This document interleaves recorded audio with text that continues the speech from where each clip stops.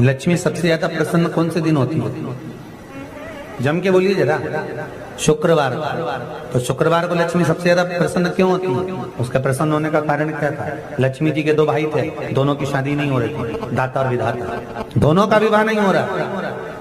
और दाता विधाता के लिए लक्ष्मी बड़ी परेशान थी, रोज नारायण से कहती थी प्रभु कुछ कृपा करिए, दाता विधाता का विवाह नहीं हो रहा, उम्र होती चली जा रही, इनका कुछ करिए प्रभु, आप नारायण आप कुछ तो कर सकते हो। भगवान नारायण ने तब लक्ष्मी से कहा एक काम करो, बेलपत्री के पेड़ के नीचे बैठकर लक्ष्मी तुम अनुष्ठान करो तुम्हारे भाइयों के विवाह के लिए। इसलिए आज भी हमारे हिंदू धर्म की रीति है कि बेलपत्री के पेड़ के नीचे शाम के समय लक्ष्मी का वासा होता है। इसलिए लोग इस बेलपत्री के पेड़ के नीचे तुम्हारा रात्रि को शाम को 6 बजे से लेकर रात्रि को 8 बजे तक तुम्हारा निवास। जैसे पीपल के पेड़ में देवताओं का निवास, आपको आप लोगों ने यदि पद्म पुराण पढ़ी होगी या सुनी होगी तो उसमें स्पष्ट कहा है पीपल के वृक्ष की गणना, ध्यान देना, पीपल के वृक्ष में सुबह 4 बजे से लेकर 7 बजे तक ब्रह्मा जी का वासा होता है। पीपल के वृक्ष में सुबह 7 बजे तक ब्रह्मा जी का वासा, 7 बजे से लेकर 10:30 बजे तक पीपल के वृक्ष में भगवान विष्णु का वासा। कितनी बजे तक?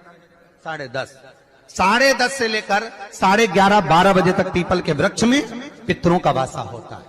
इसलिए हमारे यहाँ पितरों को श्राद्ध पक्ष में जो भोजन कराया जाता है वो 10:30 से 12 के बीच में कराया। 12 बजे के बाद पीपल के वृक्ष में दोपहर के 1:30 बजे तक आहूतों का वासा रहता है। आहूत कौन? जो गर्भ में शांत हो गए, जो कुंवारी अवस्था में शांत हो गए, जो जन्म लेने के बाद उनका विवाह नहीं हुआ और शांत हो गए, उन आहूतों का वासा उस पीपल के वृक्ष में दोपहर में 1:30 बजे तक रहता है।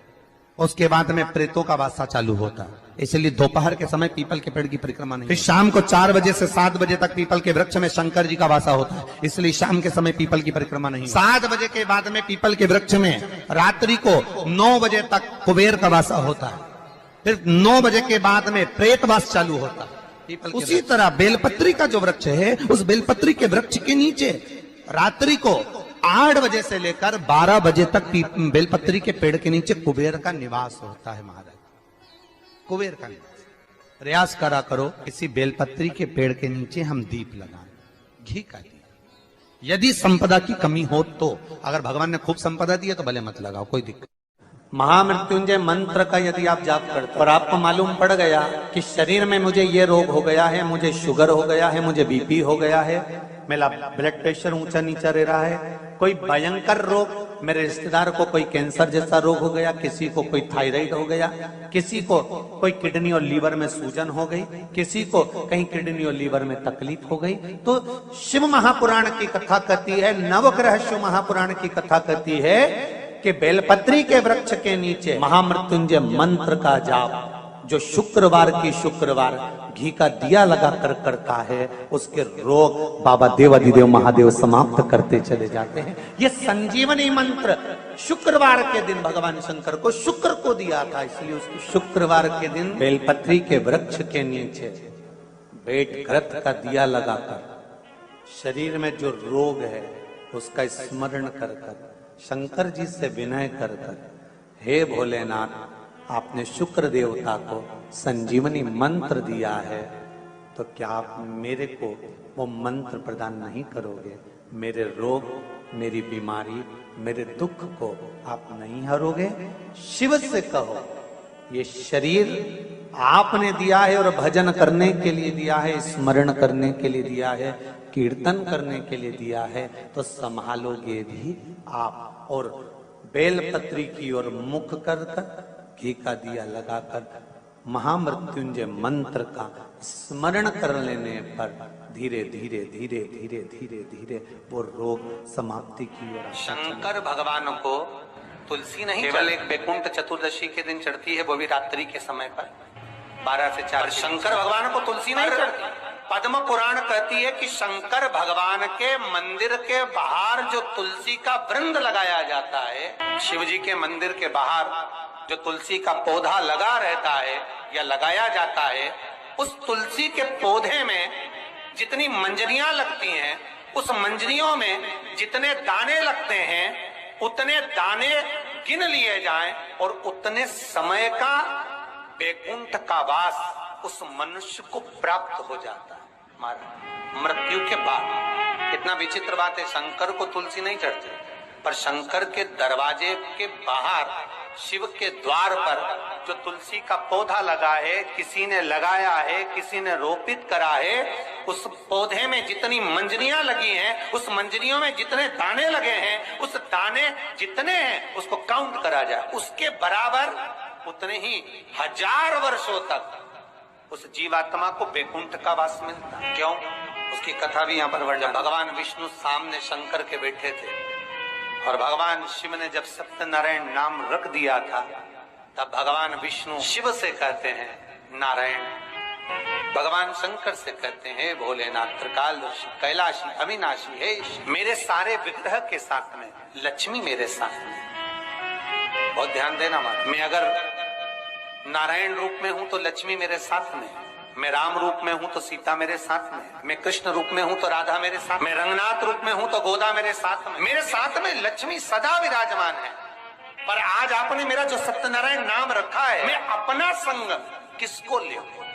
तब भगवान शिव ने कहा, जब बाहर निकले जो रोपित मिले बस वही आपको समर्पित हो।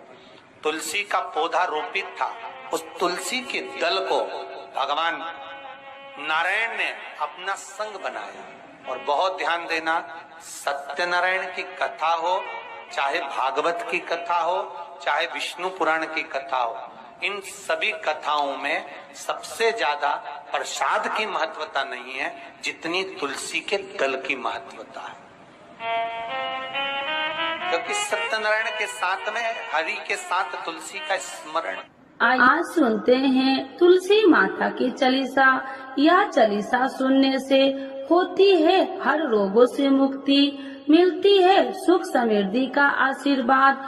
तो एक बार बोलिए प्रेम से विष्णु भगवान की जय, तुलसी माता की जय, भगवती माता की जय। श्री तुलसी महारानी करो विनय सिरनाय, जो मम हो संकट विकट दीजे मात नसाय। नमो नमो तुलसी महारानी, महिमा अमित न जाए बखानी। दियो विष्णु तुमको सम्माना, जग में छायो सुयस महाना। विष्णु प्रिय जय जयंती भवानी, तिहु लोक की हो सुख खानी। भगवत पूजा करे जो कोई, बिना तुम्हारे सफल न हो। जिन घर तब नहीं होए निवासा, उस पर करे विष्णु नहीं वासा। करे सदा जो तब नित सुमरन, ते ही के काज होए सब पूरन। कार्तिक मास महात्म्य तुम्हारा, जाको जानत सब संसारा। तब पूजन जो करे कुमारी, पावे सुंदर बर सुकुमारी। करे जो पूजा नित प्रति नारी, सुख संपत्ति से होए सुखारी। वृद्धा नारी करे जो पूजन, मिले भक्ति होवे पुलकित मन। श्रद्धा से पूजे जो कोई, भव निधि से तर जावे सोई। कथा भागवत यज्ञ करावे, तुम बिन नहीं सफलता पावे। छायो तब प्रताप जग भारी, ध्यावत तुम्हि सकल चितधारी। तुम्हि मात यत्र तंत्र में, सकल काज सीधे होवे क्षण में। औषधि रूप आप हो माता, सब जग में तब यश विख्याता। देव ऋषि मुनि और तपधारी, करत सदा तब जय जयकारी। वेद पुराणन तब यश ज्ञाया, महिमा अगम पार नहीं पाया। नमो नमो जय सुख कारिणी, नमो नमो जय दुख निवारिणी। नमो नमो सुख संपत्ति देनी, नमो नमो अख काटन छेनी। नमो नमो भक्तन दुख हरनी, नमो नमो दुष्टन मद छेनी। नमो नमो भव पार उतारिणी, नमो नमो परलोक सुधारिणी। नमो नमो निज भक्तन उबारिणी, नमो नमो जन काज सवारिणी। नमो नमो जय कुमति नशावनी, नमो नमो सब सुख उपजावनी। जयति जयति जय तुलसी माई, ध्याऊ तुमको शीश नवाई। निर्जन जानी मोहि अपनाओ, बिगड़े काज आप बनाओ। करूँ विनय मैं मात तुम्हारी, पूर्ण आशा करो हमारी। शरण चरण कर जोड़ी मनाओ, निस दिन तेरे ही गुण गाऊं। करहु मात यश अब मोह पर दाया, निर्मल होए सकल मम काया। मांगू मात या वर दीजे, सकल मनोरथ पूर्ण कीजे। जानू नहीं कुछ नेम उचारा, क्षमहु मात अपराध हमारा। 12 मास करे जो पूजा, ताशम जग में और न दूजा। प्रथम ही गंगा जल मंगवावे, फिर सुंदर स्नान करावे। चंदन अक्षत पुष्प चढ़ावे, धूप दीप नैवेद्य लगावे। करे आचमन गंगा जल से, ध्यान करे हृदय निर्मल से। पाठ करे फिर चालीसा की, स्तुति करे माते तुलसी की। यह विधि पूजा करे हमेशा, ताके तन नहीं रहे कलेशा। करे मास कार्तिक का साधन, शोभे नित्य पवित्र सिद्ध हो जाई। है यह कथा महासुखदाई, पढ़े सुने सो भव तर जाई। यह श्री तुलसी चालीसा पाठ करे जो कोई, गोविंद सो फल पावही जो मन इच्छा होई। तो एक बार बोलिए प्रेम श्री विष्णु भगवान की जय, तुलसी माता की जय, भगवती माता की जय, सर्व देवी देवताओं की जय।